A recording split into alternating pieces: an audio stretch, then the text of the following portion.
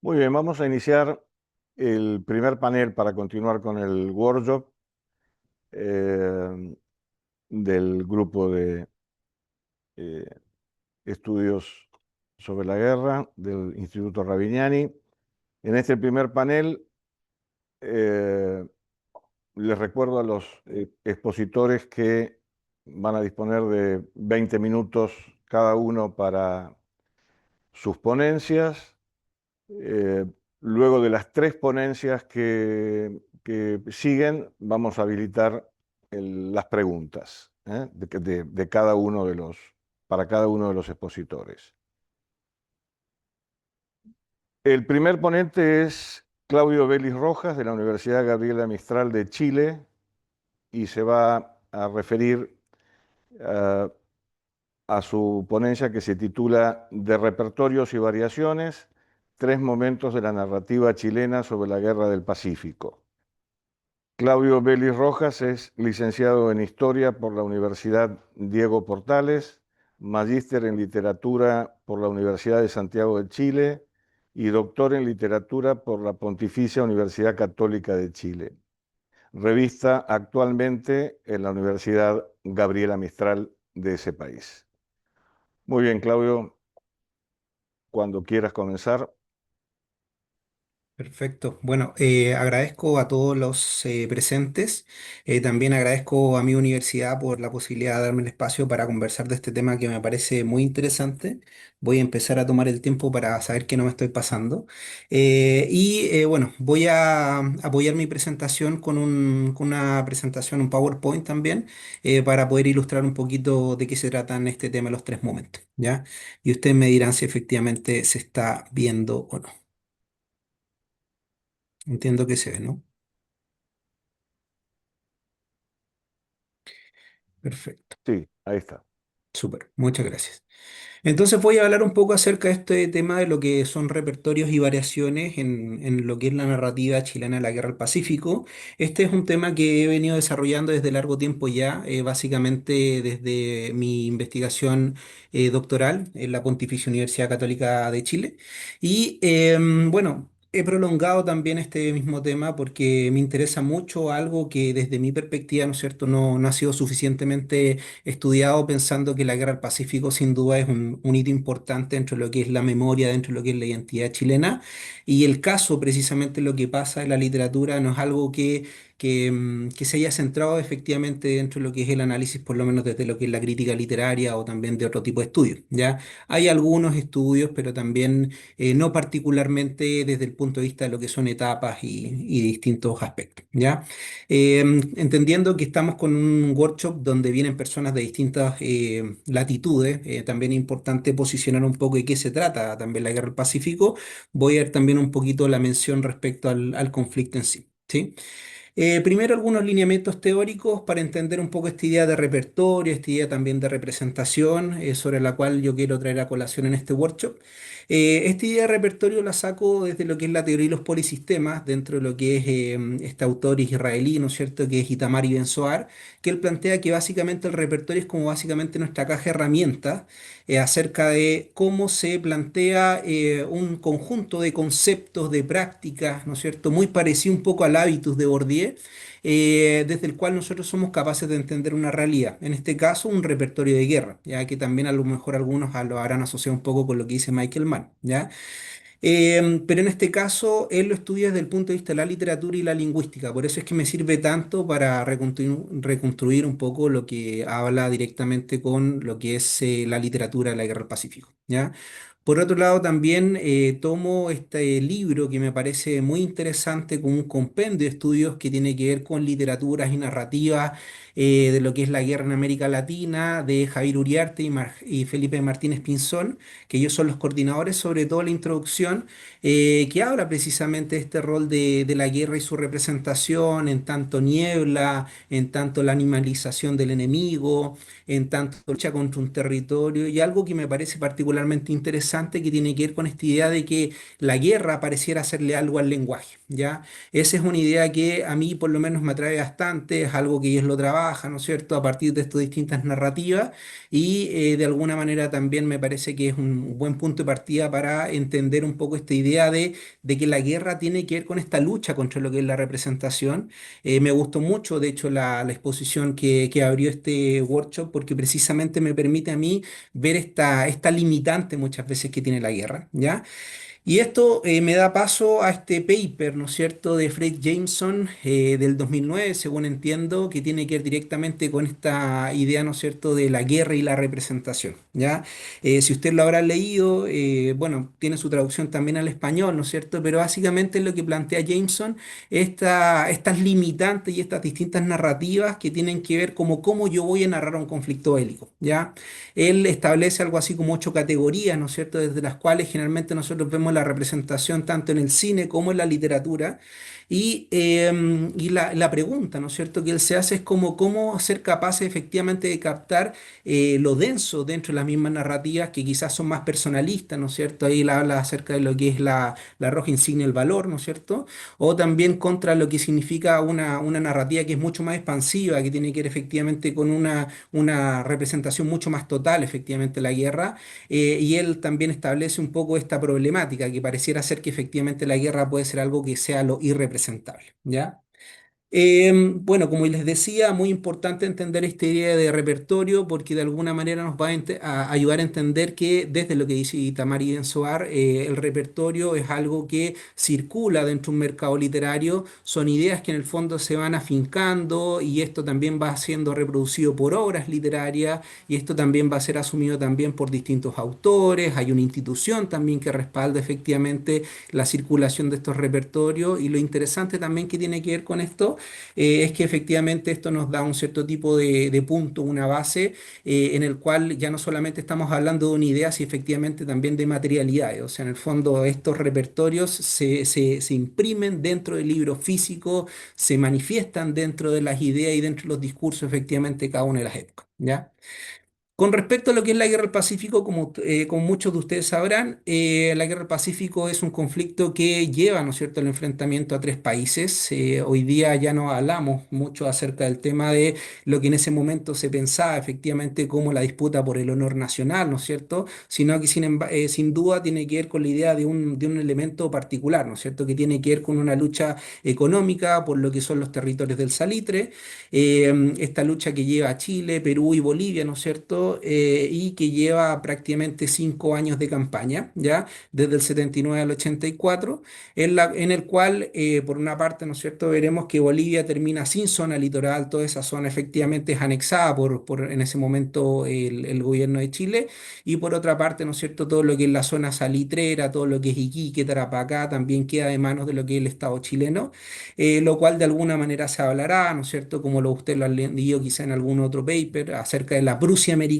Chile se construye de esa visión, ¿no es cierto?, desde la Prusia americana en ese finales del siglo XIX y bueno, ahí tiene toda la bibliografía de Erika Beckman, ¿no es cierto?, o el mismo también Miguel Ángel Centeno, quizás que son miras mucho más totalizantes con respecto al conflicto. El impacto cultural de la guerra, bueno, aquí me ciño un poco a la cita que tenemos de un historiador cultural muy importante a nivel nacional, que es Subercaseaux, ¿no es cierto?, que es Bernard Subercaseaux, donde a través de esta idea, donde este análisis que él hace acerca de lo que es la historia, la literatura y la cultura, nos dice que sin duda, y aquí abro comillas, ¿no es cierto?, la Guerra del Pacífico es la metodología retrospectiva más importante del Chile moderno, que es probablemente más significativa incluso que la independencia, ¿ya? Eso me sirve a mí también como recurso para decir que lo que se está estudiando, ¿no es cierto?, realmente tiene un sentido y es un sentido que interpela directamente a la identidad chilena y cómo se construye este Chile desde la misma guerra, ¿no es cierto?, a futuro, ¿ya? Desde este punto, desde esta década de 1880 hacia adelante, ¿ya? Por otra parte, también quiero ser muy honesto intelectualmente y pensar que esta idea de los tres momentos no solamente pertenece a lo que yo he pensado con respecto a lo que es la narrativa chilena, sino que también le debo mucho a este libro, ¿no es cierto? Que es el libro de Carmen McKeown, esta historiadora peruana que ha trabajado mucho con respecto a lo que es la guerra al Pacífico, que McKeown en la primera parte, precisamente esta obra, habla de cierto tipo de siglos nacionalistas que habrían incentivado determinadas narrativas, ¿ya? Y habla precisamente, ¿no es cierto?, de las narrativas que surgen dentro de lo que es la primera etapa de la guerra, después efectivamente lo que surge entre 1930 y por otra parte dentro de lo que pasa con 1950, ¿ya? Ahora, McKeown lo que hace es que lo menciona, ¿ya? Pero la idea, por lo menos en mi investigación y lo que yo estoy construyendo ahora es tratar de ver, ¿no es cierto?, qué es lo que hacen estas narrativas, de qué se tratan, cuáles son los giros que efectivamente provocan dentro de lo que es el repertorio de guerra nacional y de alguna manera como nosotros lo hemos expresado también en las distintas adaptaciones, ¿ya? Un primer momento que es bien interesante es el mismo momento de la guerra. Yo en este sentido soy súper acucioso para señalar que la guerra todavía no había terminado. De hecho, la guerra había transcurrido quizás un año y ya se publicaba un primer libro que tenía que ver directamente con la gran epopeya, ¿no es cierto?, de Arturo Prat, que es uno de los héroes chilenos, ¿no es cierto?, de la guerra. Esto inmediatamente, ¿no es cierto?, abre la puerta a toda una narrativa que se empieza a publicar con respecto a lo que es la guerra del Pacífico, ¿ya? Por lo tanto, aquí es un momento bien interesante porque se publica mientras efectivamente la guerra aún no va a término, se cantan las grandes glorias, ahí se toma efectivamente el componente de la épica y se trabaja mucho con respecto, ¿no es cierto?, a este mismo tema, ¿ya? Los primeros que en el fondo van dando cuenta de esta idea no son solamente los novelistas, ¿no es cierto?, como Daniel Barros Gres, ¿no es cierto?, con respecto a lo que es la epopeya de la Guerra del Pacífico, sino que también en la joven oficialidad. Son ellos los que al mismo tiempo que se van licenciando, van escribiendo y van sacando distintos tipos de novelas, cuentos, también poemas, ¿no es cierto?, con respecto a la guerra. Ahora también yo hago la salvedad, yo generalmente lo que hago es estudiar todo lo que es narrativa, por lo tanto, cuento, novela es lo que yo efectivamente estoy mirando, ¿ya? Por otro lado, también quizás como un estímulo este mercado literario, pensando que efectivamente los lineamientos teóricos que yo tomo son los que en el fondo trabaja también Itamar Benzoar, son otros públicos lectores que en el fondo van ingresando también dentro del campo. Ya no estamos hablando solamente de hombres, ¿no es cierto?, sino que también estamos hablando de mujeres lectoras, también estamos hablando de una incipiente prensa obrera, ¿no es cierto?, que se está metiendo dentro de lo que es el mercado literario nacional. Hay que pensar también que esta última época es la época de las liras populares, ¿no es cierto? Por lo tanto, son pliegos que en el fondo de alguna manera también ayudan a otro tipo, ¿no?, de otro tipo de lecturas que no es la típica lectura, ¿no es cierto?, del 19 que uno piensa que tiene que ver directamente con el folletín o la novela, sino que también hay otros tipos de lecturas, hay otros tipos de circuitos, ¿no es cierto? Y eso también de alguna manera llegaría a fomentar este mismo mercado, ¿ya? Y por otro lado, estamos en un proceso donde hay una protoindustria del libro chileno. No digo industria, porque esto ya más bien va a llegar dentro de lo que es la época del 30, sino que es una forma incipiente de que se empiezan a avivar distintos tipos de líneas editoriales y que van a aprovechar el conflicto precisamente para dar a conocer gran parte, ¿no es cierto?, de toda esta producción, ¿ya? Casos como estos tenemos, por ejemplo, las aventuras, ¿no es cierto?, de la ex general Buendía, Ramón Pacheco. Ramón Pacheco es un folletinista del siglo XIX, un autor conocido cuando efectivamente llega la guerra. Él también funda periódicos, el primer periódico en Iquique, ¿no es cierto?, que es el 21 de mayo. Tiene todo un circuito, entre comillas, como un intelectual plebeyo, ¿ya? Y él saca lo primero que sería efectivamente un cierto tipo de saga literaria con respecto a lo que es la Guerra del Pacífico, ¿ya? También otro autor que es bastante conocido en la época ya posterior es Daniel Riquelme. Daniel Riquelme es uno de los autores cánones dentro de lo que es la literatura de la Guerra del Pacífico. Riquelme es un reporter, es decir, un sujeto que va a dar cuenta de la guerra desde el frente, va a hacer prácticamente toda la campaña. En el periodo que está la ocupación chilena en Perú, Riquelme va a escribir un periódico y al volver en 1885, Riquelme va a dar cuenta efectivamente de estos primeros que son sus relatos. Ya de hecho, hay algunos críticos literarios como Raúl Silva Castro dicen Riquelme es el primer cuentista, ya es el primero que escribe cuentos. Y los primeros cuentos son efectivamente los chascarrillos militares de 1885. ¿ya? Después de esto también hay literatura que entre comillas es menos conocida, ¿ya? Sancho en la guerra, que como ustedes se imaginarán es la adaptación de lo que pasa con el Quijote, ¿no es cierto? Pero en un formato que es literario, ¿ya? Este libro también se lo agradezco mucho porque sé que está aquí que presenta a Cristian González Puebla, que también es un gran investigador de lo que es la guerra del Pacífico, donde este autor, este joven oficial, ¿no es cierto?, que es Lucio Venegas, va a dar cuenta de su experiencia como teniente, ¿no es cierto?, como oficial dentro del regimiento Win de lo que pasa dentro de la Guerra del Pacífico. Un formato novelado donde él aquí, y esto también voy a ser súper enfático, quizá es uno de los primeros textos de 1885 también que va a dar cuenta de un relato donde se hace un cierto tipo de crítica a la guerra, un cierto tipo de pacifismo frente a lo que está sucediendo, y eso es algo que, entre comillas, lo destaca frente a los demás, ¿ya? Porque una vez más, tomando la exposición anterior, si bien todos ellos en el fondo cantan, ¿no es cierto?, las loas de la guerra, lo que hace Lucio Venegas de alguna manera también, insisto, hace una crítica al conflicto y eso me parece que es bien interesante, ¿ya? Ahora, lo que pasa con Riquelme es que Riquelme en sí, ¿no es cierto?, te da la cotidianidad de los soldados dentro de lo que es la guerra del Pacífico y construye un personaje que va a ser súper importante para lo que es la identidad chilena que tiene que ver con el roto chileno, ¿ya? El roto chileno que tiene que ver con ese personaje popular que de alguna manera también da base, ¿no es cierto?, para todo lo que hacen más adelante. Por otra parte, voy a otro momento, no significa que no existen otros momentos, pero este momento también me parece muy significativo, precisamente porque en la década de 1930, ¿no es cierto?, ya ha pasado el conflicto, ya ha cerrado muchos de los tratados que efectivamente emanan de esta guerra. En 1930 viene un cierto tipo de giro crítico, ya un giro que nosotros lo vamos a ver también dentro de la misma narrativa. Ya no es un giro que va a impactar a todo, ¿no es cierto?, la sociedad, pero sí es importante entender que después, ¿no es cierto?, de lo que vino de la guerra del Pacífico, se conoce otra guerra, que es una guerra mucho más grande, que involucra una serie, ¿no es cierto?, de variables y que de alguna manera también va a impactar muy duramente, ¿no es cierto?, lo que es Chile, que tiene que ver con la Primera Guerra Mundial, ¿ya?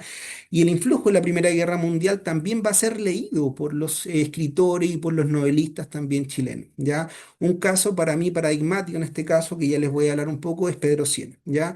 Pero lo interesante es que la guerra y su discurso, ¿no es cierto?, no transcurren de una forma directa, ¿no es cierto? No es simplemente una narrativa que se repite una y otra vez, sino que también asume acerca de las distintas variaciones que se van dando precisamente dentro de este repertorio a partir efectivamente de lo que se está sucediendo, ¿no es cierto?, fuera de lo que es el país, ¿ya? Por otro lado, también es un campo que fluye en el sentido de que en 1930, 1950, de acuerdo a lo que dice Bernardo Subercaseaux, el periodo de oro del libro chileno, ¿ya? Es donde efectivamente todas las grandes industrias, llámese Zigzag por otra parte, también está Ercilla, ¿no es cierto?, empiezan a imprimir una serie de libros donde muchos de ellos efectivamente tienen que ver directamente con memorias, con narrativas, con cuentos que tienen que ver directamente con la guerra. Y por otro lado, y es algo que obviamente que tiene que ver con el mismo periodo, ¿no es cierto?, se empiezan a reeditar los clásicos de estas narrativas, ¿ya? Clásicos como el mismo Daniel Riquelme, ¿no es cierto?, que es Bajo la tienda, que son los chascarrillos militares con 9 cuentos más, ¿ya? Y que se transforman en canon en esta época a partir de lo que es la biblioteca chilena de autores chilenos, ¿ya? Por ahí Mariano Latorre dirá que Riquelme, ¿no es cierto?, es el alma de la chilenidad. Se reimprimen también los episodios de Pacheco, hay todo un proceso editorial donde esta saga narrativa que tiene Pacheco desde la chilena mártir hasta las aventuras, las ex aventuras de la general Buendía, se llevan directamente un cierto tipo de folletín, ya en 100 páginas efectivamente se le empieza a entregar a la gente. Y finalmente este texto que a mí me parece bastante interesante que tiene que ver con los recuerdos del soldado desconocido de Pedro Sienna, ¿ya? Este texto particularmente recoge el bastión, ¿no es cierto? Recoge el testimonio de lo que significa leer después de lo que es la Primera Guerra Mundial. En la primera parte de los recuerdos del soldado desconocido de Pedro Sienna, intelectual de la época, él dice que debe olvidar efectivamente su narrativa antibelicista, que debe olvidar a Remarque, que debe olvidar a Suárez, que debe olvidar efectivamente todos estos autores para poder efectivamente llegar a entrevistar a un soldado desconocido y que él cuente qué es lo que falta, ¿no es cierto?, dentro de lo que es la guerra del Pacífico. Voy al tercer momento, último momento. ¿ya? La época de 1950, desde mi perspectiva, es la época de la consagración de un repertorio en particular. Han existido giros, ¿no es cierto? Están todas las ideas que vienen precisamente de este discurso épico, algunas críticas, ¿no es cierto? También como las de Venegas, ¿no es cierto? También un poquito con respecto a lo que pasa con Siena, pero en 1950 sucede un acontecimiento a nivel literario, ¿ya? Que tiene que ver con una gran obra, ¿no es cierto? Que tiene que ver con Adiós al séptimo línea, ¿ya? Pero a su vez no podemos desprender de esta época que también ha existido el paso de las dos guerras mundiales. Por lo tanto, el relato de la guerra ya no va a ser efectivamente un relato sin muertos, sin sangre, sin mutilados, ¿no es cierto? Al contrario, ya el relato que se va a dar en esta gran obra va a recoger un poco este tema y va a haber un lamento con respecto al tema de la guerra, cosas que mucho antes no habían existido. Y por eso a mí me parece también una época también tan significativa, ¿ya? Ahora, ¿cuál es el acontecimiento? Bueno, tal cual como lo están leyendo en esta cita, ¿no es cierto? El Adiós al séptimo de línea es el gran bestseller de la historia del libro chileno, ¿ya? Es una saga narrativa que debe tener fácil 1000 páginas, ¿no es cierto? Donde se cuenta el relato desde lo que pasa antes, durante de la Guerra del Pacífico, lo que son las ligas patrióticas en Antofagasta, hasta lo que se llega directamente, ¿no es cierto?, en la última campaña, más o menos 1883, con la batalla de Huamachuco, ¿ya? En esta novela se da a conocer la historia de una espía chilena, ¿no es cierto?, que es Leonora Latorre, cuáles son sus aventuras y qué es lo que pasa con este regimiento, ¿no es cierto?, que es el séptimo de línea, ¿ya? Es un libro que vende 225.000 copias, de alguna manera también el caso aquí nos ayuda un poco y nos dice que esto venía de un radioteatro dentro de la misma época, que se está difundiendo con fuerza y que lo que hace el autor, ¿no es cierto?, Inostroza, que es también un autodidacta, ya no es un escritor como si a lo mejor tendríamos a Neruda, ¿no es cierto?, o a Gabriela Mistral, ¿no es cierto?, dentro de lo que es la constelación de escritores chilenos, y Nostroza recoge lo que es este guión y lo transforma efectivamente en una saga que se publica desde 1955. Básicamente el primer tomo sale para la Navidad del 55 hasta 1959 y desde ahí efectivamente es el gran producto de la editorial Zigzag. Zigzag todos los años está sacando una nueva edición efectivamente de lo que es el Adiós al séptimo línea, ¿ya? Insisto, este producto, ¿no es cierto?, lo que tiene es una reformulación un poco de la guerra, pero le da una visión general que yo diría que hasta hoy día nosotros tenemos con respecto a lo que es la guerra del Pacífico, ¿ya? Pensando que ya estoy entrando en el tiempo, quiero llegar directamente a cierto tipo de conclusiones, ¿ya? Primero, entender que el repertorio de guerra, ¿no es cierto?, es algo que se puede ir resignificando dentro de lo que es la narrativa, no siempre fue lo mismo, se fueron cambiando personajes, se fueron cambiando cierto tipo de giros críticos, ya lo daremos efectivamente para el espacio de las preguntas. El repertorio tampoco no fue impermeable al contexto de emergencia, ciertamente apelar, ¿no es cierto?, a lo que fueron los otros contextos de la Primera, la Segunda Guerra Mundial, de alguna manera están metidos también dentro de lo que son las producciones novelísticas y los cuentos de la guerra. Y por otra parte, el repertorio, parte de él, también fue catalizado por el aparato estatal. O sea, el aparato estatal le interesa que exista un discurso con respecto a la guerra. Y esa es mi explicación, por ejemplo, por qué Daniel Riquelme con Bajo la Tienda es elevado, se convierte en canon, ¿no es cierto?, a partir del 31, y por otra parte textos que quizás son una mirada mucho más pacifista con respecto a lo que es el conflicto, como en el mismo caso Lucio Venega, no lo son, ¿ya? En el caso de Jorge Nostroza, todavía continúa efectivamente una larga, larga trayectoria. Y una pregunta solamente que quiero, para finalizar la presentación, que tiene que ver con este tema, ¿no es cierto? Aún leemos la Guerra del Pacífico desde la narrativa literaria. Esta es la fotografía de una teleserie chilena muy exitosa que se publica, se lanza en el año 2010 con grandes actores también dentro de lo que es el reparto nacional, donde una vez más se le enseña, ¿no es cierto?, a la comunidad nacional qué es lo que debería hacer Chile a partir de este hito originario que es la Guerra del Pacífico. Muchas gracias. Por la exposición sumamente interesante. Eh, yo tengo unas cuantas preguntas para hacerte, pero primero vamos a habilitar al auditorio. Agustín, no sé si vos querés. Ah, perdón, cierto, lo vamos a hacer al final. Me equivoqué yo, perdón. Cierto. El entusiasmo por preguntar, vulneré la dinámica de las exposiciones. Gracias, Claudio. Ahora en breve volvemos con las preguntas. El próximo expositor es Pablo Daniel Escobar Burgos, de la Universidad Católica de la Santísima Concepción de Chile. Su ponencia se titula Del fusil a la pluma, narrativa de la Guerra Civil Chilena de 1891, desde la obra de Víctor José Arellano. Pablo es licenciado y magíster en Historia por la Universidad Católica de la Santísima Concepción y docente del Departamento de Historia y Geografía de dicha institución. Muy bien, Pablo, cuando quieras. Hola, muy buenas tardes ya en Chile. ¿Se escucha bien, cierto? ¿Todo correcto? Excelente, muchas gracias. Primero que todo voy a empezar a compartir la pantalla, ver si... Acá está.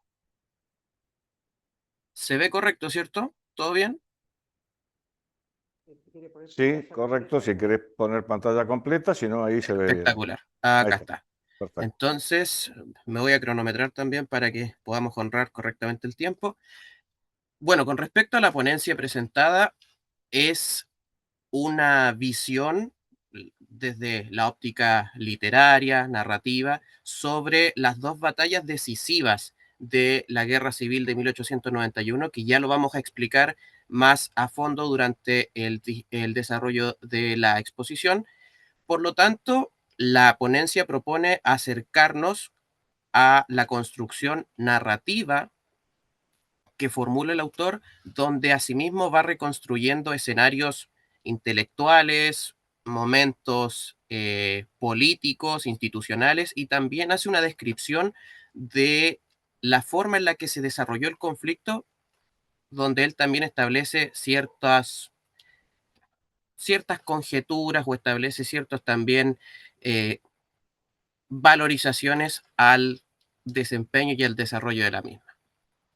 Muy brevemente, ¿cierto? Para introducir a lo que es el conflicto civil de 1891 en Chile, tenemos como contexto general que en el año 1886, posterior a la Guerra del Pacífico, por eso también agradezco mucho y muy bueno el contexto que realizó Claudio sobre la Guerra del Pacífico, el presidente que asume justamente al término es José Manuel Balmaceda, quien en la política doméstica chilena eh, tiene grandes tensiones con respecto al Congreso, a los ministros.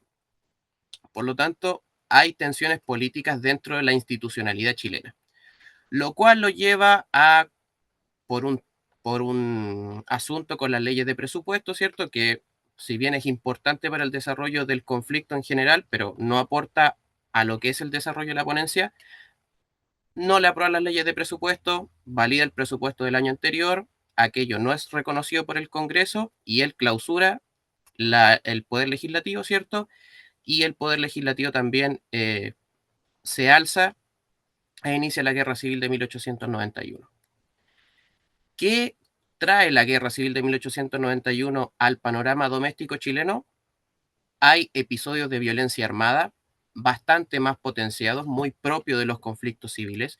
Para el caso chileno, la historiografía, ahí están los textos de cabecera, creo yo, para estos estudios. Estoy pensando en los estudios desarrollados, por ejemplo, por Alejandro San Francisco, eh, principalmente donde ha estudiado el papel que tuvo la prensa, cómo los periódicos también fueron potenciando este nivel de tensión política, de oposición, de condena entre el Ejecutivo y el Legislativo, lo cual lleva a que la sociedad en sí misma se polarice de una forma bastante intensa, de una forma bastante notoria. También, obviamente, comienzan enfrentamientos entre los distintos ejércitos, en el ejército balmacedista, el ejército del Ejecutivo contra las tropas del Congreso. En la Guerra Civil de 1891 también hubo episodios de violencia bastante marcados, como por ejemplo en la masacre de Locañas, que es trabajado justamente por Carmen McKeown, que también citaba a Claudio, donde ante el fusilamiento y la quema de los cuerpos de unos jóvenes opositores a Balmaceda, también la sociedad chilena ya comienza a condenar de lleno al papel, ¿cierto?, del Ejecutivo y se lo toma como alguien sumamente violento. Finalmente, las batallas que deciden el enfrentamiento o la guerra civil como tal son las batallas de Concón y Placilla. Y es acá donde se centra la obra del autor, que finalmente, ¿cierto?, son sus reminiscencias, ¿cierto?, sus recuerdos y evocaciones de aquel pasado bélico. Y finalmente, ¿cierto?, la guerra temporalmente tiene su término después de la victoria en Concón y Placilla con el suicidio del presidente Balmaceda, ¿cierto?, refugiado en la legación argentina.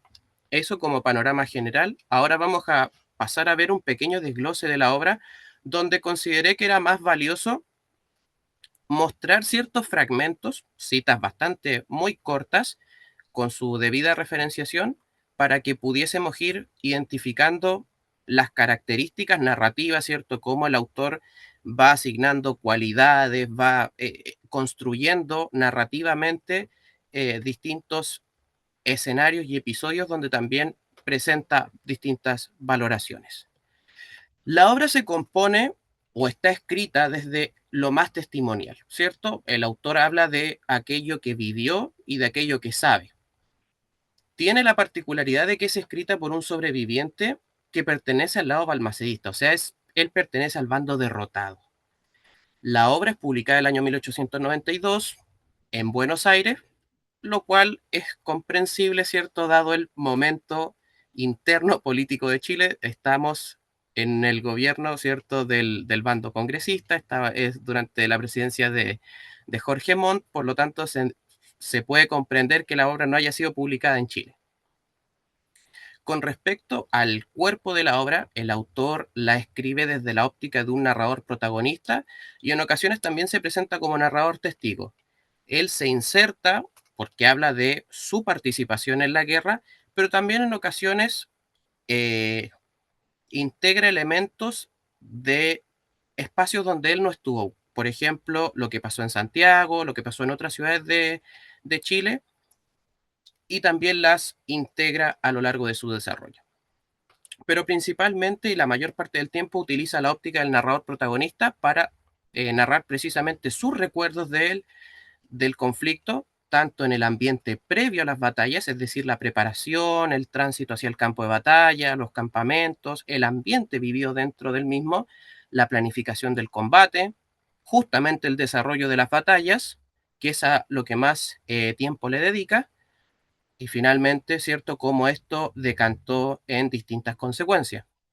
A lo largo de estas páginas tiene una construcción narrativa o sí, una construcción narrativa correctamente, de manera opuesta. Por ejemplo, el ejército balmacedista tiene un conjunto de características, el ejército del Congreso tiene otras. Y estas están cargadas de notable emotividad. Por ejemplo, unos son valientes, son el ejército del orden y la libertad, los otros son bárbaros, el ejército de los millonarios, aluciendo, ¿cierto?, a la financiación del ejército congresista por los empresarios del salitre. El ejército balmacedista es depositario de la virtud, los otros son de la traición y deja esta línea muy marcada. Y eso obviamente carga de un componente emotivo a la obra. Con respecto ya al ambiente previo, es decir, a los preparativos para la batalla, primero señala que en el ejército balmacedista hubo un ambiente de suspenso y de incertidumbre. No se sabía ciencia cierta cuándo iban a aparecer las tropas del Congreso. Por lo tanto, lo construye en este momento narrativo y como tal dice la cita, ¿cierto? ¿Hay combate? Preguntaban los veteranos. Parece que sí. Algo se sabe, pero no hay ciencia cierta de cuándo ni dónde ocurrirá el combate.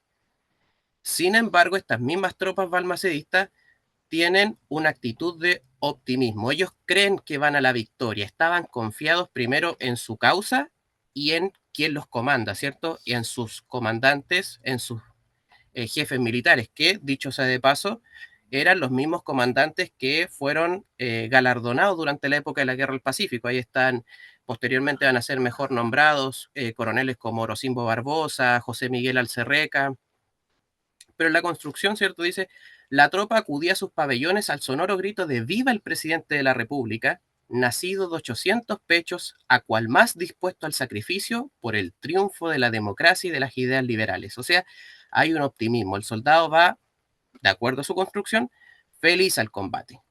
Hay una confianza y una fe depositada en sus comandantes, a quienes también se les considera depositarios de un espíritu patriótico. Ya, obviamente, haciendo el resumen, llegando a la primera batalla decisiva, que es Concón, el escenario primero es que es un enfrentamiento de bastante intensidad, mucho cambio de fuego, con nutridas bajas, ¿cierto? Pero ambos ejércitos, tanto el ejército balmaceísta como el ejército del Congreso, pelearon con suma valentía y arrojo, digno del alto renombre de los chilenos, una característica que es resaltada a lo largo de toda la obra. Una y otra línea era barrida por una verdadera granizada de balas, obviamente haciendo alusión a la gran cantidad de muertos y al ambiente, obviamente, de mucha violencia. La batalla de Concón se comienza a decidir por una mala planificación de acuerdo a la toma de posiciones por el bando balmacedista. Eso es comprobado por literatura especializada en guerra civil de 1891, pero centrada en la historia militar. Acá es comprobada desde la construcción narrativa. Dice, sin pérdida de tiempo, pues notaban los revolucionarios que nos ocasionaban serias bajas debido a las malas posiciones en que estábamos. Mandé a los míos a hacer fuego en avance. Por lo tanto, es comprobada esta desventaja táctica que los congresistas ocupan de manera habilidosa. Finalmente, ¿cierto? Tienen que retirarse de Concón, son derrotados y nuevamente, ¿cierto? Es ocupado ya desde la perspectiva, ¿cierto? Desde lo literario, desde lo narrativo.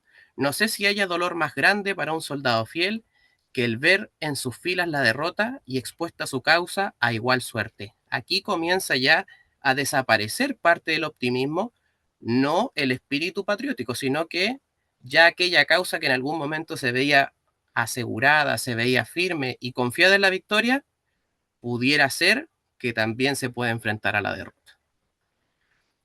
Lo mismo ya llegado a Placilla, que es el segundo enfrentamiento importante.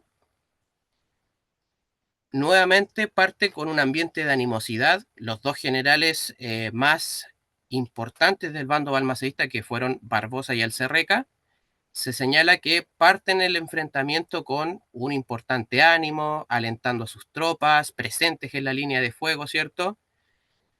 Con una actitud heroica, muy patriótica, propio, ¿cierto?, de estos comandantes laureados, ¿cierto?, durante la Guerra del Pacífico, sobre quienes también reposaba el deber de mantener la institucionalidad chilena, ¿cierto?, por el lado balmacedista. Sin embargo, ya acá comienzan a aparecer ciertos eventos que debilitan la posición balmacedista, en este caso, ¿cierto?, las deserciones de cuerpos armados hacia el bando del Congreso, y aquí también eso es comprobado por la historiografía y es también integrado en esta narrativa, la deserción de cuerpos armados, en el escuadrón Húsares y su comandante, que se pasaron hacia el lado de los congresistas, es decir, el bando, ¿cierto?, del poder legislativo. De la misma forma, el autor presta especial importancia o narra con particular detenimiento la actitud que hubo hacia los generales balmacedistas una vez estos fueron derrotados. Acá obviamente con una, no ironía, sino con obviamente una actitud condenatoria, dice, el hato de valientes, haciendo alusión a que es una actitud cobarde y violenta, se echó sobre él. ¿Quién? El general Barbosa.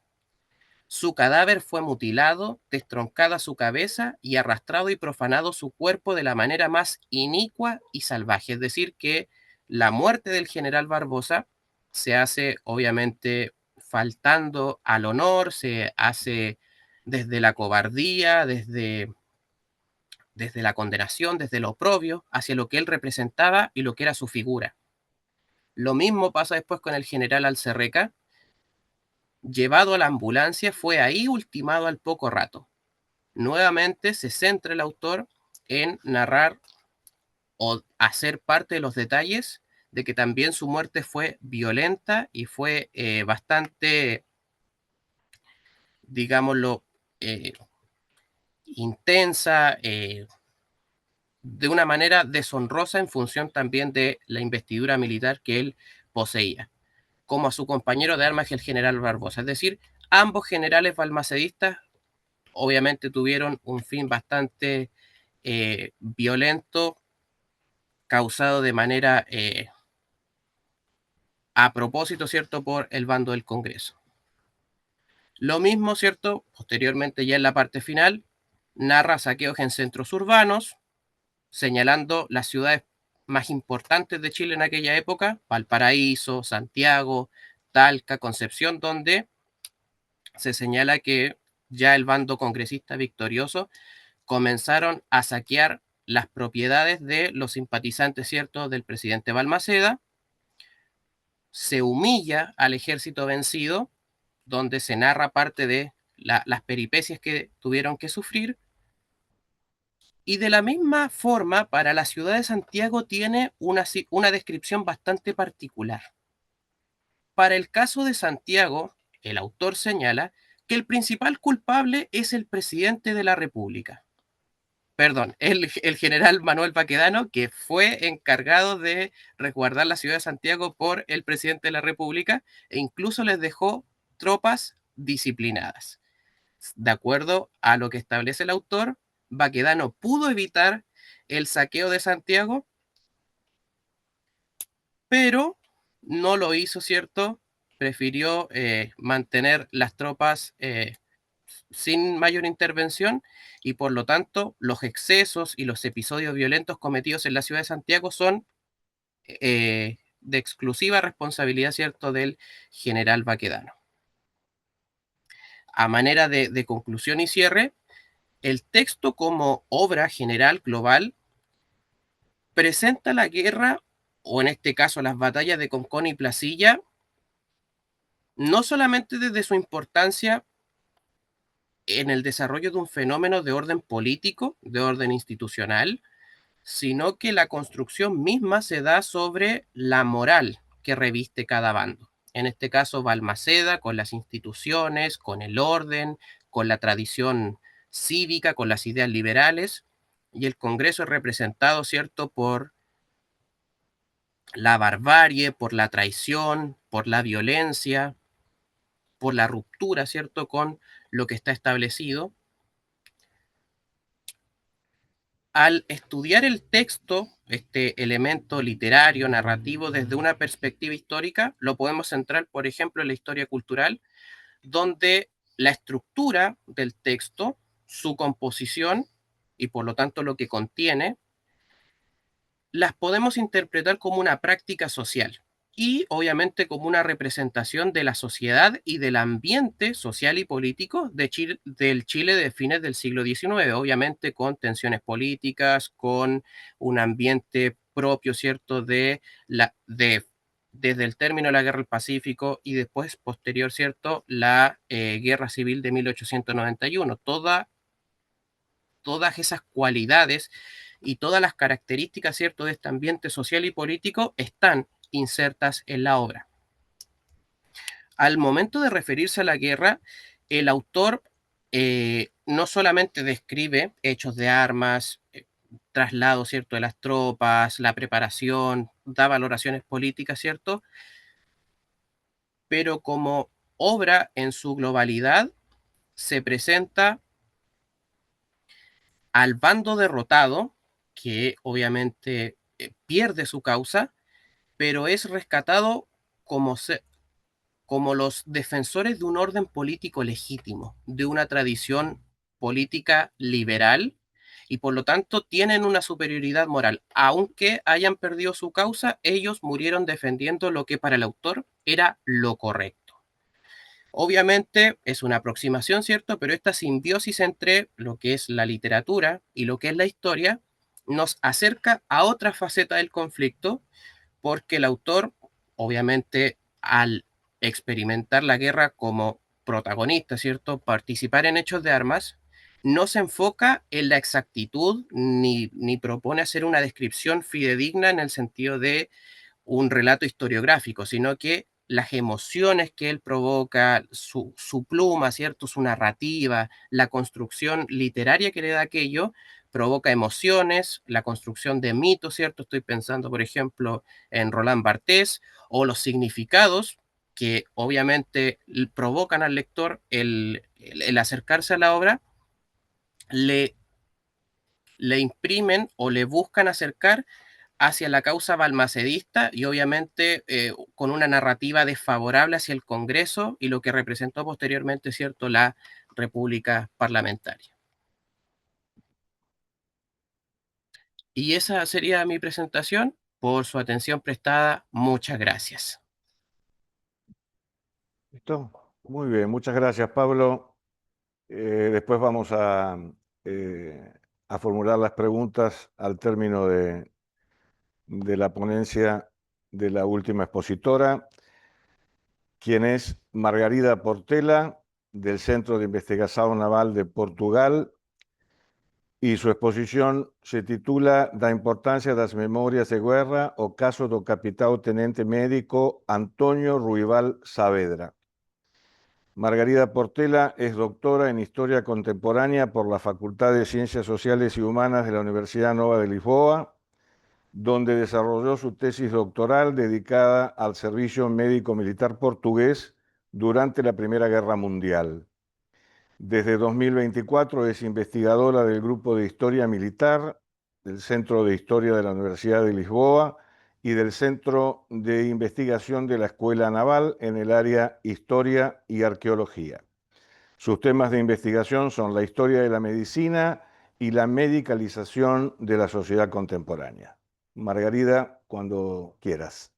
Muito obrigada. Eu espero que me estejam a ouvir bem e a ver corretamente o meu PowerPoint, que eu, regra geral, quando não domino a língua em escrita, ponho em inglês para que todos compreendam. Muito obrigada pela apresentação e boa tarde então a todos.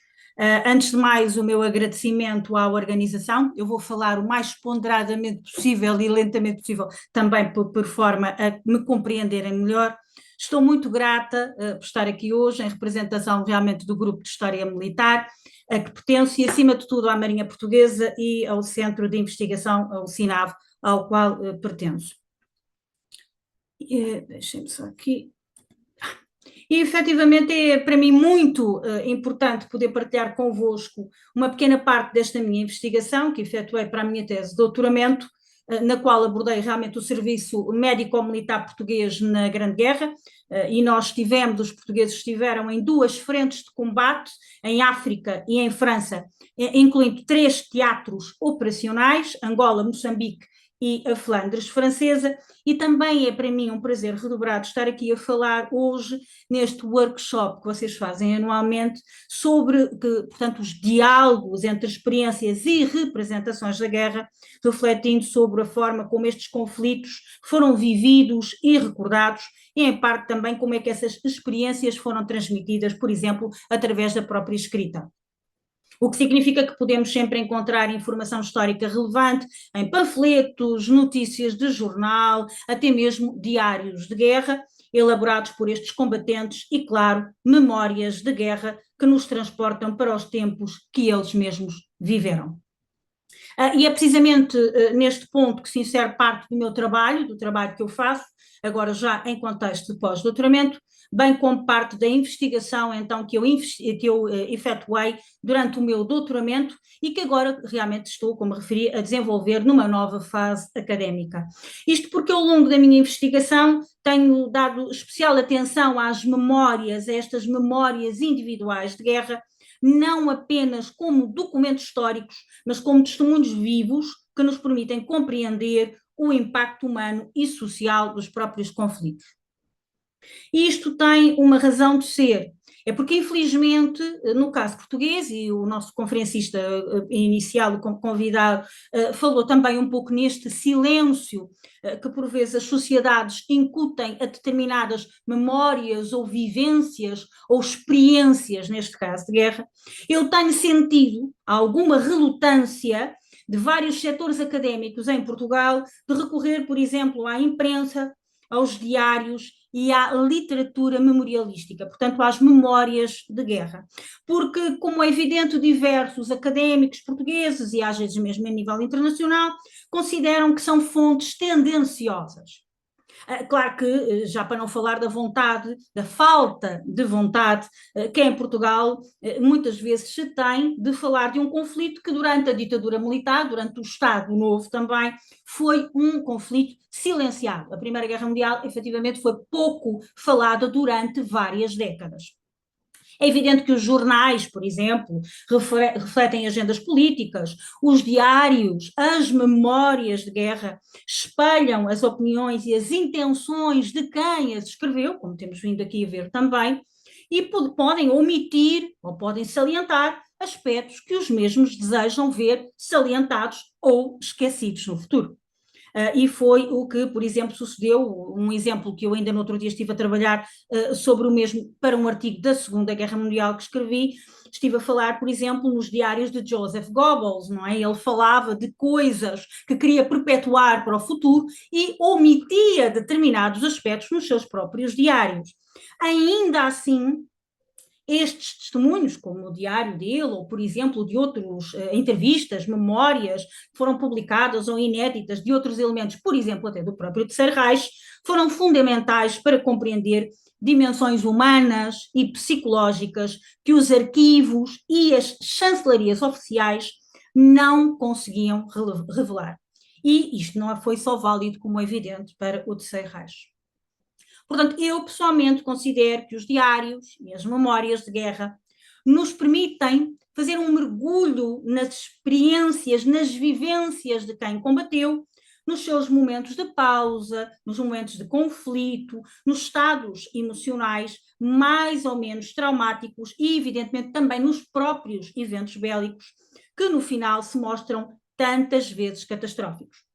E defendo que não os podemos excluir das nossas investigações, razão pela qual é sempre necessário efetuar uma exaustiva análise crítica dos mesmos, uma profunda hermenêutica histórica, analisá-los bem, ver as suas intenções, confrontando os escritos pessoais, como é evidente, com outras fontes, tais como a documentação de arquivo, para avaliar os limites e as potencialidades de cada testemunho. Mas, no final, é efetivamente essencial que toda esta documentação seja analisada por nós, que somos investigadores e historiadores. E eu trago-vos um bom exemplo de como, se eu não tivesse consultado uma determinada memória de guerra de uma determinada pessoa, teria faltado informação importante para o conhecimento que eu hoje tenho de uma das frentes onde nós, os portugueses, combateram durante a Primeira Guerra Mundial.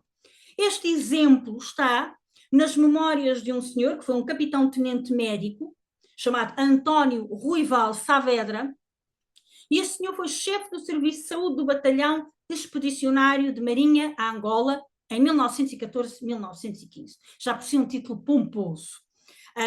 E é algo que se sabe muito pouco. Este batalhão, sendo de marinha, mas combatendo em terra, já se sabia muito pouco sobre o mesmo. Mas já vou explicar porque que ainda se sabe menos sobre o que é que aconteceu ao nível dos serviços de saúde. E se não fosse esta memória de guerra, eu saberia ainda menos.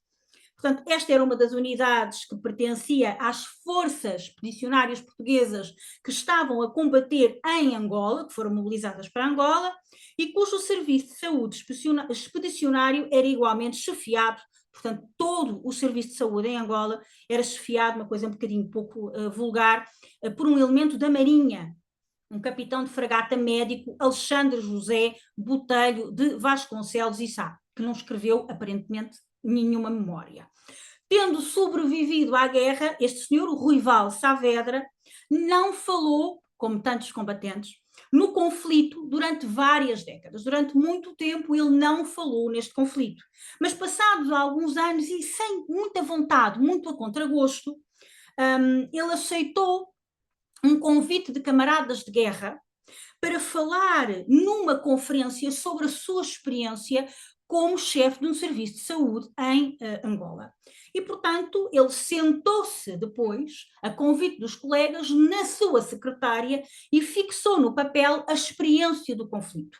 E publica, exatamente, neste livro que aqui temos, chamado O Serviço de Saúde no Batalhão de Marinha, Expedicionário a Angola, em 1914-1915, e os seus ensinamentos. Até porque ele publica, algo tardiamente, já numa altura em que a Europa estava a experienciar aqueles ventos de mudança, isto foi em 1935, e ele já estava quase que a antever que algo poderia vir, e diz os seus ensinamentos, os ensinamentos daquilo que ele tinha aprendido durante um conflito que ele não queria ver repetido. Mas o que era este batalhão, então, expedicionário de Marinha? Pode parecer um bocadinho espetacular que às vezes nós tenhamos uma força da Marinha, por exemplo, da Marinha Portuguesa, a combater em terra. E não é muito comum, no caso português, nesta ou em qualquer outra época histórica em Portugal. Mas, efetivamente, a missão deste batalhão foi crucial, porque foi um batalhão enviado para Angola em novembro de 1914, no contexto da Primeira Guerra Mundial, com o objetivo de garantir a soberania portuguesa no sul da colónia portuguesa, que era Angola, profundamente ameaçada nesta altura pelos alemães. Era um batalhão não muito grande, tinha 18 oficiais, 32 sargentos e 509 praças, portanto 509 soldados, e este batalhão participou em diversas operações militares, destacando especialmente pela sua presença num combate extremamente importante, que é o combate da Mongua, onde os portugueses venceram diversas unidades militares alemãs. Os feitos são conhecidos deste batalhão, ou seja, eles inclusivamente, muitos deles foram condecorados, inclusivamente o próprio comandante que recebeu um grau de comendador da Ordem Militar da Torre Espada, e depois de um ano de campanha, o referido batalhão vai regressar a Lisboa em outubro de 1915.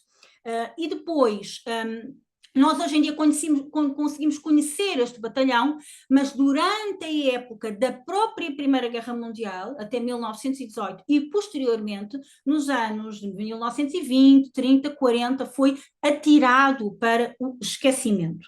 Assim sendo, dele, bem como de alguns aspectos desta frente, que é uma frente muito quente, muito difícil de trabalhar, que é a frente africana, e entre eles os aspectos sanitários, ao nível das doenças, dos problemas que nós tínhamos, numa frente que era muito difícil, sabia-se muito pouco, há cerca de 10 anos, 12 anos, quando começámos a fazer um trabalho mais profundo à procura de informação sobre a Primeira Guerra Mundial e sobre a presença de Portugal na Primeira Guerra Mundial. O que significa que, para mim, esta obra que vocês aqui têm é muito, do Rui Val Saavedra, é muito importante, é de uma relevância extraordinária, especialmente se tivermos em consideração que o arquivo médico desta campanha, em princípio, terá desaparecido. O que consta é que o comandante da expedição, sendo também ele médico, trouxe com ele o arquivo e está perdido. Portanto, há pouca informação no arquivo relativamente à campanha que existiu em Angola entre 1914 e 1915, ao nível dos serviços sanitários. E, portanto, são muitos os pormenores referenciados pelo médico Rui Val Saavedra, e anos mais tarde foi este livro que me ajudou a resgatar e a registar e a fazer, tenho uma espécie de janela única sobre a realidade médica e humana desta campanha em Angola. E eu vou-vos dar aqui alguns exemplos da importância que uma única obra teve para eu entender melhor o que é que existiu em Angola. Por exemplo, Rui Val Saavedra descreveu na obra uma pequena enfermaria numa zona chamada Gambos, que era na zona do Forno de Cal, todos os nomes são assim um pouco estranhos, construída em pau a pique e colmo, portanto uma coisa muito pequena, com cerca de 20 camas de colmo tecido, ou seja, com muito má qualidade.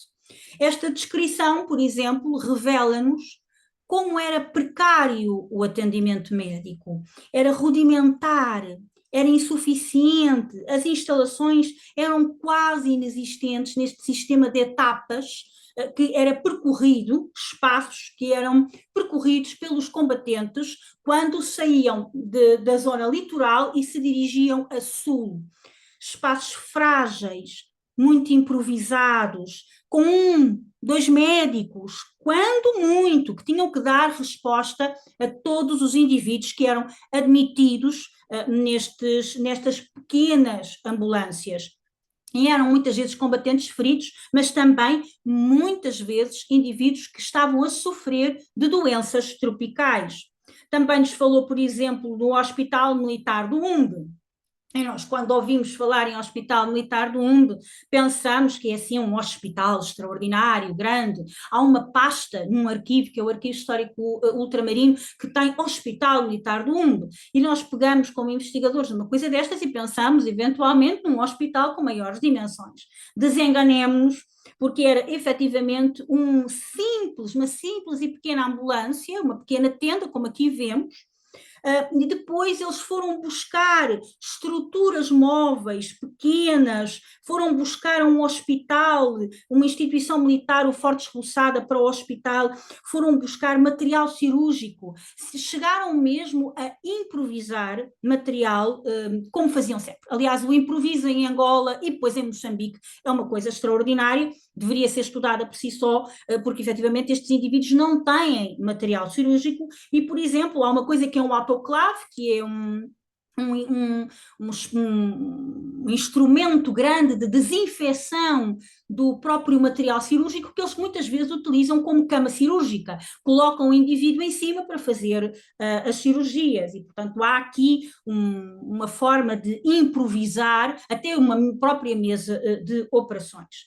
E o que dizer também do aspecto psicológico destes indivíduos. Portanto, quando os médicos partilhavam determinadas agruras da guerra com os próprios combatentes. Aqui as memórias são extremamente importantes, porque nós pensamos muitas vezes que os médicos, não estando envolvidos nos atos de guerra, não passam por todas as questões que muitas vezes estes militares passam. E muitas vezes isto está errado. Eles não têm forma de escapar à fome, à sede, às amplitudes térmicas, ao isolamento e à exaustão.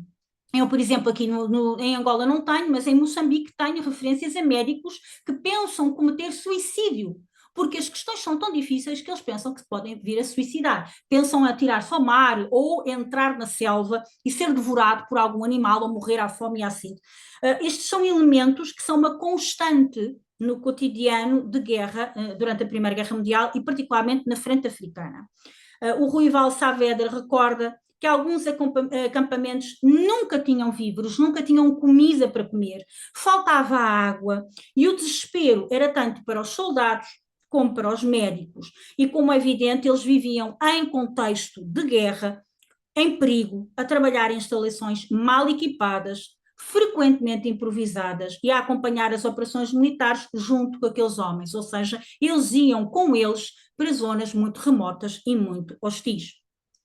E também o evidente que o que fazer quando as doenças e os ferimentos eram tão graves, particularmente as doenças, porque eles sofriam muito de malária, que muitos destes homens precisavam ser evacuados, tirados da zona da frente de combate. As dificuldades então aí eram extremas. O transporte de doenças para zonas hospitalares que ficavam no litoral era muito penoso. Às vezes era mesmo impossível. Não era possível tirar estes indivíduos da zona de combate, particularmente quando falamos no sul, no hinterland africano, no sul de Angola. E Rui Val Saavedra recorda, por exemplo, uma subida a uma serra chamada a Serra de Xela. É uma travessia que é muito árdua, em que todos eles sofreram de fome, de ferimentos. Portanto, a própria travessia era tão ou mais penosa que os atos de guerra. E há aqui muita violência física e mental sofrida por todos, combatentes, doentes, feridos, médicos e enfermeiros. E como ele mesmo refere, quando era necessário evacuar alguns pacientes, algumas colunas militares continuavam sem médicos. Porque como os médicos e os enfermeiros tinham que acompanhar os evacuados, então os outros indivíduos, os outros soldados, as colunas que se movimentavam para um outro local de guerra, ficavam apenas às vezes com 1 ou 2 enfermeiros, que nem sequer sabiam fazer uma sutura, suturar uma ferida. Ou então, às vezes, sem isso sequer, com uma caixinha de medicamentos, com uns pensos, que não tinha, assim, eram uns comprimidos de quinina para a malária e umas gases e pouco mais para fazer uns pensos. Portanto, esta escrita memorialística do Ruival Saavedra revela-nos não só os desafios médicos ali existentes, mas também o sofrimento humano destes próprios profissionais, que, regra geral, é mais esquecido porque se conota o ato bélico a quem combate e não tanto ao médico. Acha-se sempre que o médico estará eventualmente resguardado destes perigos. E, portanto, ele conta a sua luta e a luta dos seus colegas de profissão, uma luta que não é direta com o inimigo, mas contra a natureza, contra os limites do seu próprio corpo. Como conclusão, podemos mesmo dizer que o depoimento em tom memorialístico de António Ruival Saavedra nos mostra, e muito bem, um nível de carência material e de adaptação permanente destes indivíduos na frente africana, em frente angolana. E em Moçambique não é melhor. Portanto, que qualquer elemento pertencente ao serviço médico militar em Angola precisava de ter uma grande capacidade de se adaptar e uma grande resistência física. E, como é evidente, isto foi um horrífico conflito que hoje conhecemos como a Grande Guerra, e são estas observações que são registadas por Ruival Saavedra que me permitem hoje, num contexto pós-doutoral, questionar o que é que sucedeu ao aparelho médico em Angola, como é que estes indivíduos se instalaram no terreno, quais foram as suas dificuldades, qual a situação que eles encontraram, quais os pormenores e o que é que o arquivo não me revela. Não só porque o pouco que eu tenho de arquivo relativamente a esta época está limpo, é uma coisa que acontece em Moçambique também, e hoje em dia ainda continua, porque os militares portugueses não querem falar sobre esta época e não querem falar sobre o desastre terrível que foi combater em África, porque nós tínhamos desde o final do século XIX indivíduos a combater em África e não se consegue perceber porque é que passados 20, 30, 40, 50, 60 anos se faziam os mesmos erros e muitas vezes os fizeram de novo na época da Guerra Colonial, nos anos 60.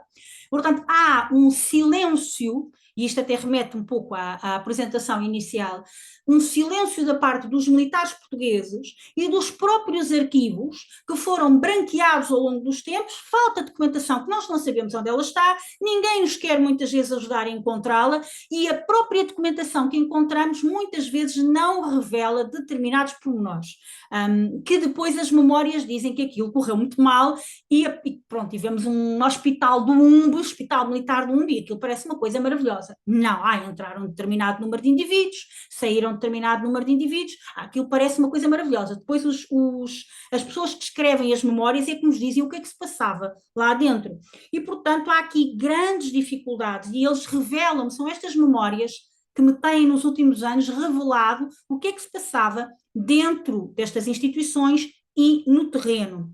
É importante a informação que Ruival Saavedra me concede, e a quem queira ler este livro, como é evidente, ajuda-me a indagar, a colocar novas questões de uma forma muito produtiva e ir reconstruindo com algum detalhe o comportamento destes médicos, como é evidente, e da medicina militar portuguesa, neste que foi um dos cenários mais duros da Primeira Guerra Mundial. Claro que, não, como eu vos referi, isto não é só algo que me acontece com estas memórias, há muitas memórias, eu fui criticada por utilizar muitas memórias de guerra e tenho utilizado as mesmas para esclarecer aspectos que depois os colegas, por exemplo, na Grã-Bretanha, na França, dizem, mas isso é extraordinário, até já tenho passado algumas a colegas britânicos, por exemplo, por causa dos próprios contextos britânicos e em África, porque os portugueses falam do que é que se passa com o seu aliado inglês, e portanto há um certo pendor de tentar evitar as memórias em Portugal, e eu, ao contrário, utilizo as memórias, diários, e tem sido também muito importante para a frente moçambicana, porque foi uma frente desastrosa, e é evidente que às vezes os países, mesmo passadas estas décadas, não querem ouvir falar dos desaires de guerra que tiveram. Memórias que me permitiram também perceber o que é que estava nos arquivos e o que é que não constava dos arquivos, ou a forma branqueada, limpa, como se encontravam determinados documentos, que, como eu disse, diziam, por exemplo, que entravam determinadas pessoas num hospital, e eu fiquei a saber como é que elas eram tratadas, muito mal, às vezes quase sem tratamento, e porque é que algumas até saíam por seu próprio pé, preferindo, se estavam doentes de malária, morrer junto com os seus camaradas, ao invés de ficarem num hospital. Isto é sempre muito problemático, quando nós não queremos ficar num hospital internado para cuidar um problema de saúde, é sempre complicado. E, portanto, compreendemos assim melhor o sistema que está presente em Angola e a forma a que, apesar de tudo, ele é mais eficiente, mesmo com todos estes problemas, ele é mais eficiente do que o que eu encontro em Moçambique, e, portanto, qual foi, neste momento, a minha questão é, eu pretendo descobrir como é que os médicos que são da Marinha Portuguesa são mais eficientes, aparentemente têm um maior conhecimento empírico e não só, um conhecimento técnico de doenças tropicais que são encontradas, como é evidente, em África, que o exército português e os médicos do exército português na altura não tinham. Portanto, isto são tudo questões que me ajudaram, que este livro e estas memórias deste médico me ajudam a colocar. No final, como é evidente, independente da sua forma, da densidade que possuam, se foram ou não memórias publicadas, que também existem, como é evidente, ou até de quem a escreveu, nós não podemos, penso eu, negar estas memórias, são as experiências que devemos tentar resgatar, indagar, confrontar com outras informações históricas, e merecem todas elas uma oportunidade, porque se pode ver que podem se revelar muito importantes, e por dever de memória também, de certa forma, para não silenciarmos. Como dizia o senhor professor Margal, dizia que não, para não silenciar também, de certa forma, quem as escreveu, e ele contou aqui sobre aquele caso do filme dos indivíduos que se levantavam para vir cobrar a quem não os tinha escutado, o seu próprio sacrifício teria servido para quê? Portanto, elas podem todas realmente ser importantes, são aspectos que eles nos quiseram contar por suas palavras, as suas experiências, os seus sofrimentos, e se calhar cumpre agora nós ouvirmos com atenção e preservar, de certa forma, a sua memória, a sua história e a sua própria identidade. Muito obrigada. Muito obrigado, Margarida. A apresentação foi muito interessante, com muita informação sobre o trabalho do autor da obra. É uma campanha muito particular, muito interessante. Bueno, vamos a pasar a las preguntas que nos han quedado pendientes. Vamos a ir por expositor previamente. No sé si hay alguna del auditorio, Agustín, para Claudio. Si no, partimos con la... No, muy bien. Yo tengo 4 preguntas para formularte, Claudio, que te las voy a... están más o menos relacionadas, razón por la cual te las voy a formular todas juntas, de manera de ganar un poco de tiempo también. Mi duda es la siguiente: ¿cuál es el grado de inclusión de los hechos operativos, es decir, de los hechos eminentemente militares, en los 3 momentos de la narrativa sobre la Guerra del Pacífico? Primera pregunta. Segunda pregunta: ¿qué dimensión adquiere la representación del enemigo, ¿no?, en los 3 momentos para los diferentes autores? La otra es: ¿cuál es la incidencia del ideario político en los momentos, en los tres momentos de la narrativa. Y por último, si ese giro reflexivo al cual hiciste alusión obedece al influjo de la Primera Guerra Mundial exclusivamente o existe algún otro factor de incidencia, de índole política, literaria, social, periodística, educativa. Perfecto. Esas son mis preguntas. Muchas gracias por por las preguntas. Voy a tratar de ser también lo más metódico posible para ir como respondiendo paso a paso. También agradezco mucho la ponencia de Pablo y la ponencia de Margarita. Me tocó una mesa muy buena, así que le agradezco a ambos, ¿ya?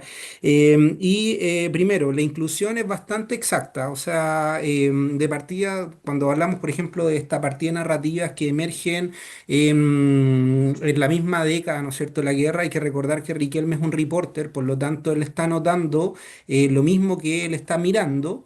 Y en el caso también de Ramón Pacheco, él tiene como súper fuerte esta idea de que lo que él quiere hacer es como tratar de dar una novela histórica, ¿ya? Para todos estos, Arturo Gibovich, también para el mismo Ramón Pacheco, lo que más le interesa a ellos es tratar de decir que efectivamente esta es una novela histórica, van a cambiar algunos nombres para tratar de dar efectivamente el componente de la trama, pero finalmente el contexto es lo más representativo. De hecho, interesante, por ejemplo, que Pacheco, al momento que va redactando su saga narrativa, va tomando apuntes de diarios bolivianos, de diarios peruanos, y los va reproduciendo como notas al pie de página, precisamente para reforzar esta calidad como histórica, ¿ya? De hecho, él también instaura una polémica con respecto a cómo se recuperan los cuerpos después del combate de Naval de Iquique, ¿ya?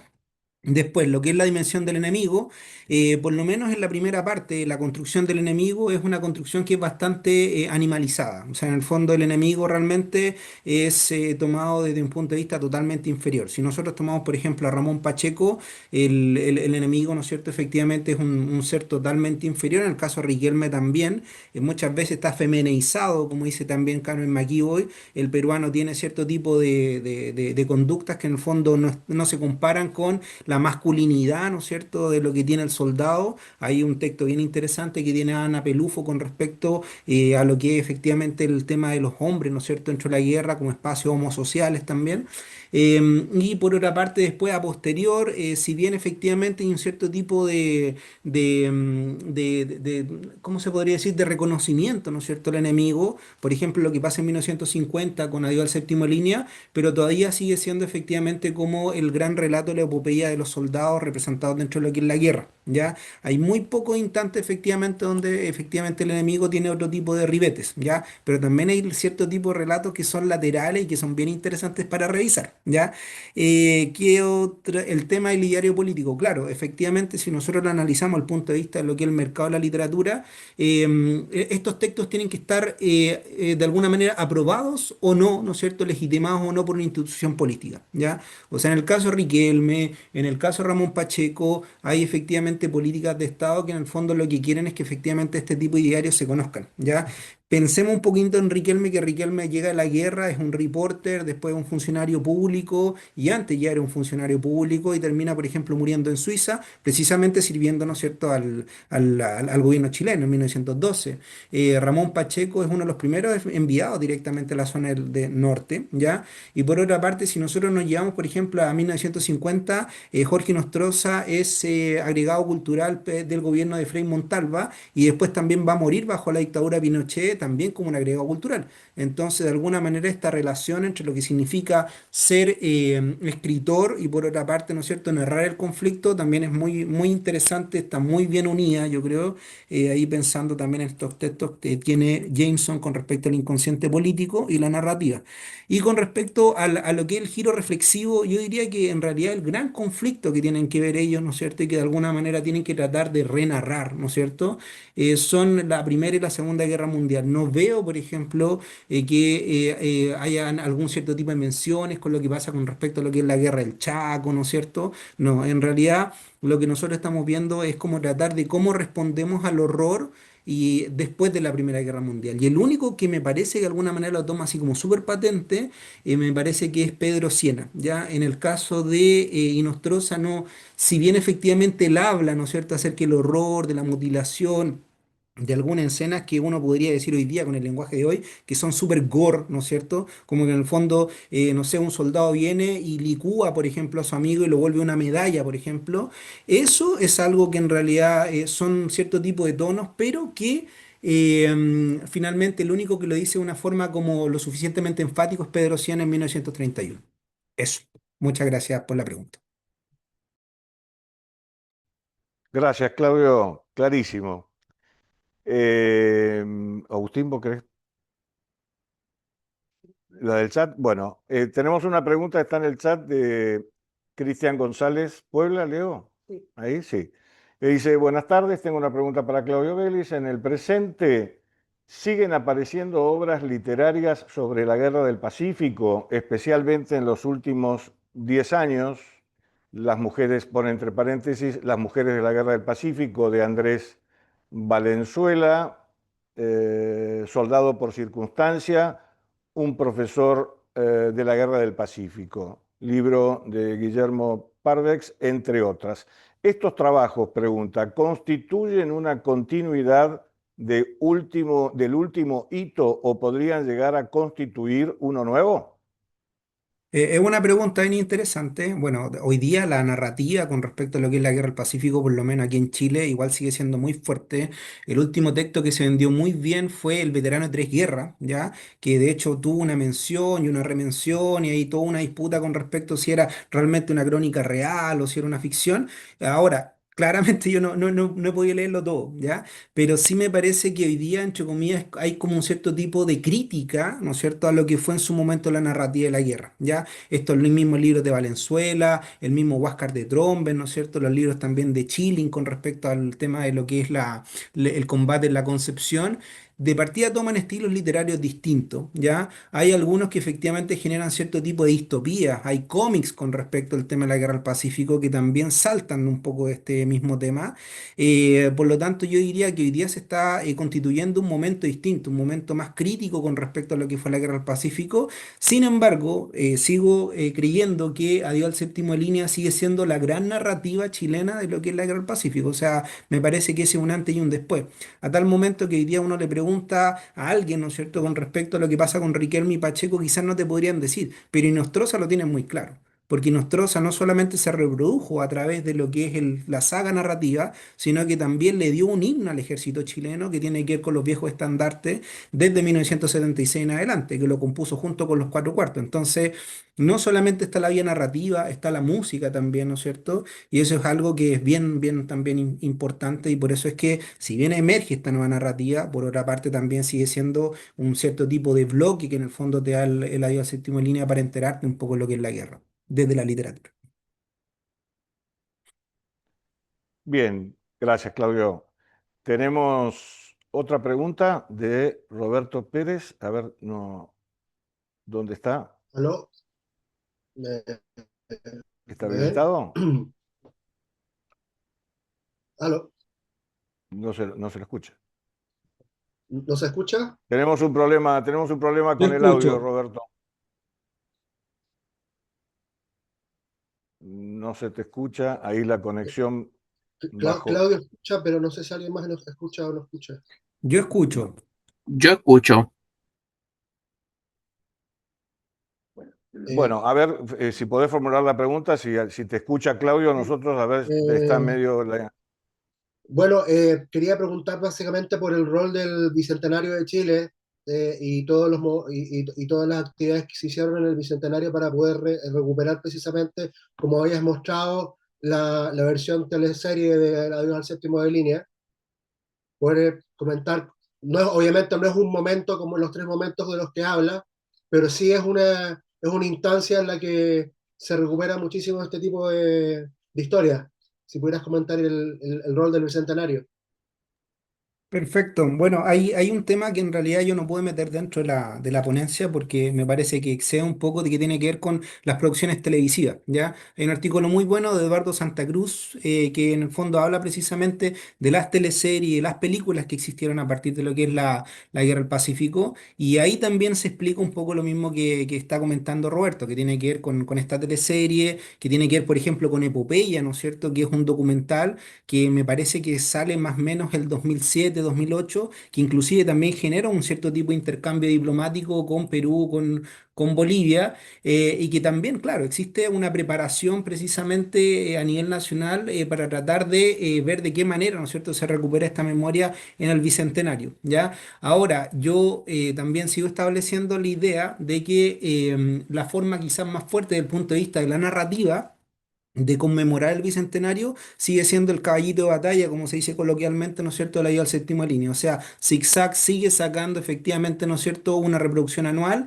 de esta saga narrativa, precisamente como una forma de dar cuenta, ¿no es cierto?, de lo que es el conflicto. Pero sí, tal cual como dice Roberto, existen cierto tipo de conmemoración al bicentenario que preparan de alguna manera este tema, ¿ya? Pero también recordar que aquí en Chile el bicentenario dio pie para otras cosas, dio pie también para lo que es esta producción como héroes, ¿no es cierto? También como pensando en lo que es la independencia, y por supuesto, ¿no es cierto? Si uno mira dentro de lo que es el análisis gráfico estadístico, una de las grandes producciones que se vieron en ese momento fue precisamente Brad, y de ahí también sale, ¿no es cierto?, lo que es la película El Esmeralda 1879, pero ya viene otro tipo de paso, que es como entre comillas el paso desde lo que es la narrativa, el folletín, hacia lo que es la producción televisiva. Y como digo, yo creo que ahí el texto de Eduardo Santa Cruz como da buenas claves con respecto a este tema. Eso, Roberto. Muchas gracias por la pregunta. Muchas gracias. ¿Listo? Gracias, Claudio. Muy bien. Tenemos una pregunta en el chat para Pablo Escobar Burgos, de Diego Ramírez, Leo, ¿sí? De Diego Ramírez, que dice lo siguiente.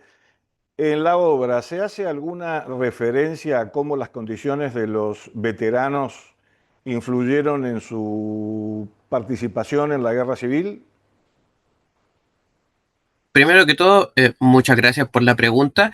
La verdad, con respecto al veterano, en el concepto de desmovilizado de guerra, que después eso se trabaja y formaron sus sociedades de veteranos, las sociedades patrióticas, algunas ya estaban, ya existían al momento de la guerra civil de 1891, como el veterano como un desmovilizado de guerra, no.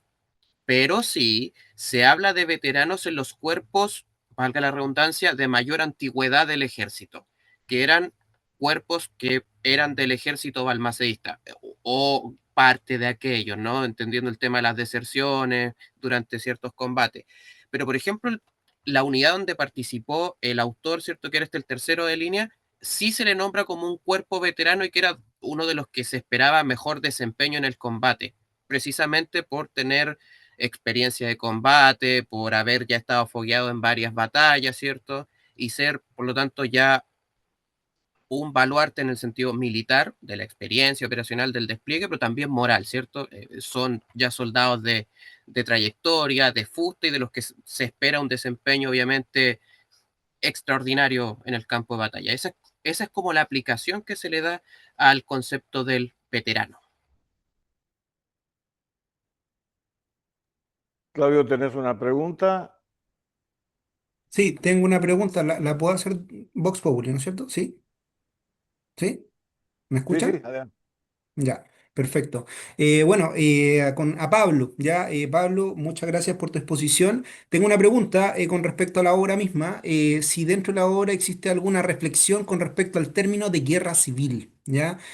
Porque me parece que es un buen antecedente precisamente como para discutir un poco este tema, pensando que están saliendo lo que es la guerra del Pacífico y pensando que también para muchos autores el término trae un conflicto, o sea, por ejemplo, el punto de vista, no sé, pues, de Carl Schmitt, ¿no es cierto? Este tema del el amigo enemigo, entonces quiero saber si hay alguna reflexión de parte del autor con respecto al término.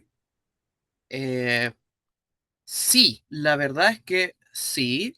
Obviamente ya cuando relata el término de los combates, ¿cierto? Y comienza el saqueo, los ensañamientos contra los partidarios de Balmaceda, y hace la diferencia, no solamente fueron contra los militares, te habla de saqueos a civiles. Bueno, obviamente la historiografía tiene mucha descripción de aquello, y por lo tanto hace reflexión desde el tipo, desde la construcción del lenguaje, obviamente con metáforas, por ejemplo, oh libertad, cuántos crímenes se cometen en tu nombre. Por lo tanto, la causa que esbozó el Congreso, ¿cierto? Porque el Congreso llama todo esto por, digámoslo, en el sentido de la libertad, de la institucionalidad, que el presidente quebrantó, de acuerdo al argumento del Congreso, Para el autor es un pretexto para el cual socavan la institucionalidad para crear un gobierno conforme a sus parámetros y a su comodidad.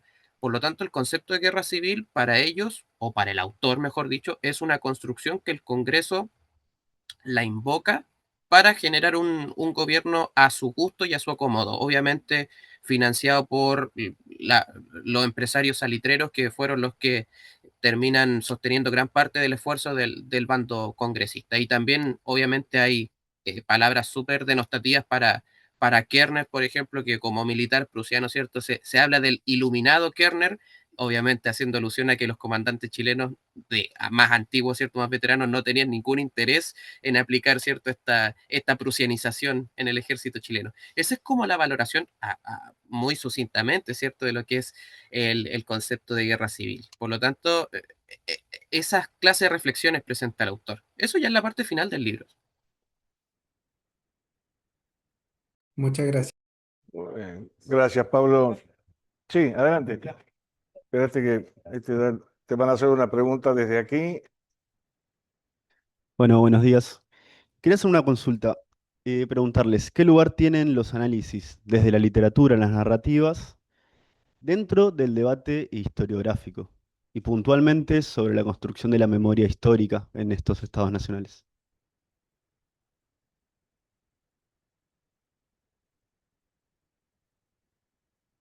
¿Escuchaste, Pablo? ¿Se escuchó la pregunta?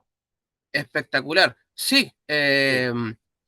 Bueno, con respecto al momento de diseñar la ponencia y de ir barajando aquellas cosas, lo enfoqué desde el fenómeno de la historia cultural, obviamente entendiendo que es un fenómeno ya bastante conocido dentro de la historiografía, no es ninguna novedad, pero sí lo tomé desde la arista del fenómeno, ¿cierto? De estas nuevas historias, ¿cierto? Cómo este fenómeno que es conocido, que ha sido trabajado por la historia política, por la historia que en su momento era trabajado como la suerte de historia del Estado, o sea, la historiografía chilena cuando se refería a aquello, se trabajaba la guerra civil, ¿cierto?, desde el punto de vista del Estado. El presidente con el Congreso, el presidente fue apoyado por sectores de los mandos del ejército, el Congreso contó con la Armada y con algunos sectores de deserción del ejército, y ahí terminaba el relato. Entonces, revalorizar otras visiones que inciden dentro de la formación o de la gesta de este proceso, y ahí está la literatura. Por lo tanto, la literatura, o en este caso la obra narrativa, es tomada como una visión de una persona que es contemporánea a aquella época, ¿cierto? Este es un veterano, vivió este conflicto, participó en él, no pertenece, o por lo menos no hay mayor dato historiográfico sobre él de que haya pertenecido como a la élite política del país. Es nombrado en un libro de la historiografía chilena de Cristian Gasmuri como participante en la guerra civil de 1891. Por lo tanto, tiene una visión del mismo hecho separada de la historia estatal o de la historia más institucional, y desde su representación, ¿cierto? Como esta construcción, como la construcción abstracta, ¿cierto? Del mundo material, permite, ¿cierto?, una nueva visión, y que frente a un enfoque interdisciplinario, y podemos tomar sociología e incluso psicología, permiten nuevas miradas desde la construcción emocional, desde el uso de la narrativa, por qué trabaja con aquellos términos, por qué aplica tal o cual valoración a los distintos actores, porque finalmente representa un renuevo a la hora de estudiar el fenómeno. No sé si quedó respondido o si hay que ahondar en algún segundo detalle. ¿Está? Bueno, gracias, Pablo. Yo tengo una pregunta y un comentario. Te voy a hacer primero el comentario. Sobre la batalla de Concón, hay un oficial del ejército de aquella de 1915-16, Arturo Luisioni, el mayor Arturo Luisioni, que escribe 3 artículos en la revista del Círculo Militar, noviembre y diciembre de 1916 y enero de 1917, refiriéndose a la batalla del Concón en el marco de la guerra civil, que resultan, la verdad, muy interesantes, ¿no? No sé si no tenías el dato, pero la verdad que para él fue impactante el tema de la batalla y de la guerra civil. La pregunta que te hago es la siguiente. Las connotaciones que otorga el autor siempre son excluyentes y discriminatorias, es decir, ¿existe una abominación o denostación del adversario con exclusividad o carga también contra su propio bando con un criterio crítico? Excelente. Primero, solamente agradezco el comentario, la apreciación. Solamente me quisiera recordar, ¿de qué año era la revista? O sea, los artículos de Círculo Militar, 1915. Los artículos son de la revista del Círculo Militar Argentino de noviembre y diciembre de 1916, revista 190 y 191, si mal no recuerdo, y enero de 1917, el número correlativo 192, 193. En ese orden están. Muchas gracias. Con respecto a la pregunta, en su gran mayoría, y obviamente obedeciendo al propósito que tras la lectura me pude dar cuenta, o sea, establecer como balance general, se busca obviamente limpiar la memoria o por lo menos dejar en un buen lugar lo que era la memoria del presidente Balmaceda y lo que era la causa balmacedista. Por lo tanto, obviamente hay una mayor carga negativa hacia lo que representó el Congreso, su alianza con los millonarios del salitre, ¿cierto? Que financian finalmente el esfuerzo de guerra del bando congresista, les dotan de mejor armamento, y él lo hace notar a lo largo de la obra. Sobre el bando balmacedista, sin embargo, se pueden establecer dos connotaciones negativas que él le establece. Los primeros son los que cometen deserción, que ya pasan a la calidad de enemigos, por lo tanto ya eso es una connotación negativa, obviamente, desde el traidor, desde el comprado, ¿cierto? Desde que por el soborno, ¿cierto? Pasas tu experiencia, tu mando, tus unidades hacia el otro bando. Por lo tanto, ya lo que te motiva no es la causa republicana, no es la institución del país, sino que tú te estás moviendo por el móvil del dinero y obviamente aceptaste este soborno a condición de traicionar a tus compañeros. Segundo, el autor sí establece que la mala planificación de algunos generales balmacedistas los llevó a cometer imprudencias traducidas posteriormente, ¿cierto?, en condiciones desfavorables en el campo de batalla. Ahí apunta principalmente a Barbosa y al Cerreca, que al no esperar refuerzos que venían de provincias del sur, eh, se toman atribuciones que no les correspondían e iniciaron acciones de combate desoyendo primero los planes y sin esperar refuerzos. Eso se tradujo obviamente en la pérdida de unidades veteranas, ¿cierto? En el desgaste de los soldados, en pérdida de material, traducido finalmente en la derrota definitiva. Por lo tanto, no hay una connotación negativa de ser un traidor a la patria o de actuar de manera incorrecta, sino que ese arrojo y un acto de irresponsabilidad obviamente se traduce en la derrota de la causa balmacedista, o en parte de la derrota de la causa balmacedista. Muy bien, clarísimo, Pablo. Muchas gracias. No, gracias a usted. Eh, Agradecido por todo. hay una pregunta más. Hay una pregunta más de Tania, no alcanzo a leer el apellido. Darriu, bueno, Tania, porque no alcanzo a leer y es un apellido difícil. Darriulat. Dañulat, muy bien. Es francés lo que pasa. Claro, sí, pero lo que pasa es que está en azul y no alcanzo a leer bien. Ahí está, La, Darriulat. la pregunta que te formula Tania, Pablo, es la siguiente. ¿Se podría decir que el concepto guerra civil parte de la construcción del autor y se podría calificar como usos del pasado en función de su interés?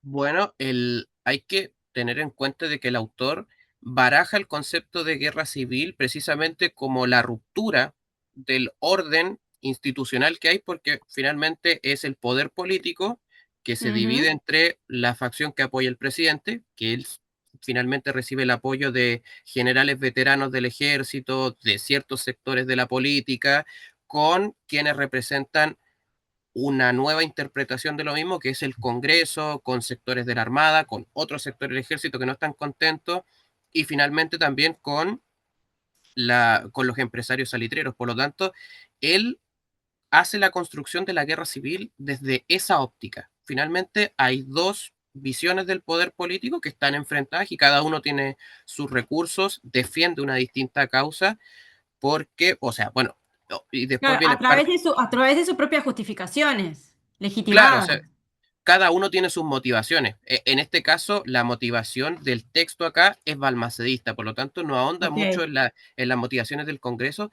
pero sí constantemente hace descargos a que finalmente es un poder comprado por los millonarios. Constantemente está ese denostativo, ¿no? El ejército de los millonarios, el ejército de los traidores. Ahí está, ok. Estas son como las líneas generales. Y desde ahí Bárbaro. parte la construcción. Dale, gracias. No, igualmente, gracias a ti por la pregunta. Muy bien, Pablo, muchas gracias. ¿Tenemos alguna otra para Pablo? No. Está bien. Margarida, ¿está allí en línea? Sim, eu baixei, já baixei. Eu achei interessante o comentário que o Cláudio fez no chat, porque é uma forma de se ver os médicos de uma forma diferente, visto que, regra geral, só se pensa nos médicos na retaguarda e a cuidar destes doentes ou destes militares feridos, mas pelo trabalho que eu tenho feito, tenho-me apercebido que há muitas formas de olhar para os médicos durante um conflito. O próprio médico e as suas experiências, porque ele fica doente, porque ele tem vontade de se suicidar, por exemplo, que eu acho que é uma coisa horrível. Um médico que perde a esperança de cuidar os seus próprios pacientes, enfim, é uma coisa do mais dramático que há, não é? Porque o que é que ele estará a fazer numa frente de combate se acha que não vai conseguir fazer absolutamente nada por um paciente? Ou ele descrever as suas próprias doenças. Eu tenho, por exemplo, um indivíduo em França, Jaime Cortesão, que ficou cego por causa dos gases da Primeira Guerra Mundial e descreve todo o fenómeno, passou de médico a doente. Só que ele sabe o que é que lhe pode acontecer, que é ficar cego para sempre. Portanto, ele tem a informação que os pacientes não têm. Normalmente o médico, Cláudio, diz ao doente, você vai ficar bom, vai correr tudo bem. Ele sabe que pode ficar cego para sempre e que as coisas não correm bem porque ele é médico. Portanto, depois também há o combatente, o ferido, o doente que faz as críticas ao médico. Aquele médico não me tratou bem, aquele médico não estava presente, ou nem tínhamos médicos, portanto, isto também é interessante. Ou o médico face ao combatente, ou seja, falar na terceira pessoa. O médico, quando conta a desgraça que estes indivíduos têm, o que é para ele ter 200 ou 300 indivíduos com malária, qual era a doença que eles tinham, qual eram as doenças que ele tinha, o que é que ele... Portanto, há aqui várias perspectivas que nunca tinham sido trabalhadas, pelo menos a nível de Portugal e da Primeira Guerra Mundial. Não entramos na Segunda, por exemplo, o que ajudou a que isto ficasse um pouco retido no passado histórico. E, portanto, agora eu olhei para estes indivíduos como uma forma diferente de ver o trauma, de ver a guerra. Achei interessante a perspectiva dos médicos, visto que havia muitas colegas minhas que tinham feito estudos de género para as enfermeiras, que também têm esta questão. Portanto, achei o comentário muito pertinente e obrigada pelo mesmo. Bueno, disculpen, simplemente como agradecer el comentario porque como en este intercambio de información, uno de repente como que hace la comparación entre un siglo y otro, ¿no es cierto? Y lo que se ve dentro de lo que es la Primera Guerra Mundial, me imagino que es algo que nunca se había visto a nivel de trauma, a nivel de cuerpos, ¿no es cierto? Y por lo menos dentro de lo que es la Guerra del Pacífico hay un álbum de mutilados. Entonces se mira efectivamente ese tema también que es bien interesante, que lo genera también un doctor y a mí me parece también que hay muchos doctores, o por lo menos algunos que yo conozco, que efectivamente también escriben precisamente para procesar el trauma, ¿no es cierto?, de lo que fueron, ¿no es cierto?, parte de estos mismos combates. Y claramente en Chile yo no tengo antecedentes que efectivamente les llega hasta el punto de intentar suicidarse por lo que ven, pero me imagino que es algo que a lo mejor hay que trabajar un poco más a nivel de narrativa. Eso, muchas gracias. Eu é que agradeço, obrigada. Bueno, muy bien, gracias, Margarida. Tenemos dos preguntas de Cintia y de Agustín. Sí. Sí, Margarida, te la hacemos juntos. Si querés, responderlas como quieras, agrupadas o por partes. Arranco yo primero. Hablo despacio para poder entendernos en nuestras barreras idiomáticas. Bien, primero, este discurso de Antonio Ribal Saavedra, que se da en el marco de un congreso militar, del primer congreso militar colonial. Mi pregunta es sobre la difusión que tuvo en su época, es decir, si bien él está hablando, obviamente, un público castrense, un público militar, un público profesional, es si podrás explicar un poco más o profundizar un poco más sobre la difusión que tuvo en su época. Es decir, pienso en la prensa y en qué tipo de prensa, porque acá, bueno, cuando también había conferencias o discursos sobre personal de las Fuerzas Armadas, solía haber en algunos diarios un eco y en muchos casos la conferencia se desglosaba un poco, se resumía para el público no entendido, ¿no? Y también, y vinculado a eso, es si además de esa difusión en la prensa, también había un eco en las revistas profesionales. Es decir, si en las mismas revistas de Marina o del Ejército se hizo eco, pero pienso a nivel crítico, ¿no? Porque justamente como vos explicabas que él muestra mucho de lo que es el escarnio de la guerra, si hay una respuesta crítica de eso. Y ahora te paso con Cintia para la pregunta de ella. Hola Margarita, bueno, muy interesante tu presentación. A mí es un tema que me interesa particularmente. En algún momento me perdí mirando revistas de médicos del ejército, amputaciones, en fin. La pregunta es muy concreta. Las memorias de Saavedra aparecen, si no entendí mal, en el 35, es decir, que están desplazadas en el tiempo. No sé si lo dijiste y a mí se me pasó, o en cualquier caso es la pregunta. Si esas memorias fueron escritas en la década del 30 o publicadas en el 30, que no es lo mismo. Vou então responder à primeira questão. O discurso que o Rui Val Saavedra tem é um discurso paramilitar, é um discurso castrense. Foi convidado pelos seus colegas para falar sobre o trabalho que tinha feito como médico, portanto, em Angola, na frente angolana, sendo que não queria fazê-lo. E isto acaba por responder um bocadinho à segunda, porque há muitos destes militares que combatem em África ou que são médicos, estou a falar de soldados, de militares, ou os soldados, regra geral, não escrevem. Quem escreve são as patentes médias e altas, porque têm a possibilidade de escrever. Nós em Portugal tínhamos no início do século XX um índice de analfabetismo que era superior a 70%, portanto muitos dos soldados não escreviam, portanto eu tenho tenentes, coronéis a escrever, generais, enfim, e portanto o Rui Val Saavedra escreve para castrenses, escreve para militares, fala para militares, mas contra vontade, não lhe apetece. Porquê? Porque a frente africana é uma frente esquecida. Eu tenho muitas memórias, dezenas de memórias para a frente francesa e muito poucas memórias escritas e publicadas, porque às vezes encontro sem estarem publicadas, portanto inéditas, para a África. A África foi a frente de combate esquecida da Primeira Guerra Mundial em Portugal, porque foi muito desastrosa. Em França havia o brio de se combater com os franceses, com os ingleses, éramos parte dos aliados e, portanto, tínhamos médicos portugueses que tinham hospitais montados, verdadeiros hospitais, íamos para as trincheiras. Em África as coisas eram caóticas e, por serem caóticas e terem morrido a maior parte, 90% das nossas baixas em África foram por malária ou sífilis. E, portanto, estas questões são, regra geral, escondidas do público em geral e nem os militares, nem época, nem agora, querem falar sobre o assunto. Portanto, ele falou, efetivamente, para um público castrense, a difusão foi muito pequena. Ou seja, isto é um pequeno opúsculo, um livro muito pequenino que ele publica, com uma edição pequena, que ele faz, e regra geral, tudo o que é de África, falando em revistas profissionais, também não aparece. As revistas profissionais ligadas à medicina, regra geral, falam sobre o contexto francês, sobre os tratamentos dos gases, sobre as feridas, sobre o shrapnel, os problemas mentais, na frente francesa. A frente africana não é mencionada. Em relação ao facto de ter sido publicado em 1935, acontece com muitas memórias africanas.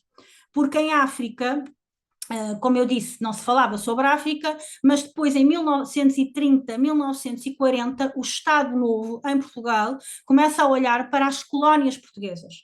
Nós temos inclusivamente uma exposição do mundo português em 1940, que é uma exposição que traz comunidades africanas, as suas malocas e etc., vêm fazer uma exposição, vêm fazer parte de uma exposição em Portugal que não parecia que estávamos na guerra. Uma coisa completamente... A Europa estava em guerra e nós a fazemos uma exposição sobre como Portugal era um país colonial. Então ali a partir de 1935, 40, até mesmo os anos 50, memórias de guerra que não foram publicadas da Primeira Guerra Mundial começam a ser publicadas quando o tema é de África. Antes de 1935, poucas sobre a África são publicadas. Regra geral, eu também encontro inéditos. Portanto, há aqui um problema com o colonial, com África, com a desgraça, com o caos do que aconteceu em África. E isto é válido para as memórias dos médicos e é válido para as memórias dos outros combatentes também. Espero ter respondido à questão.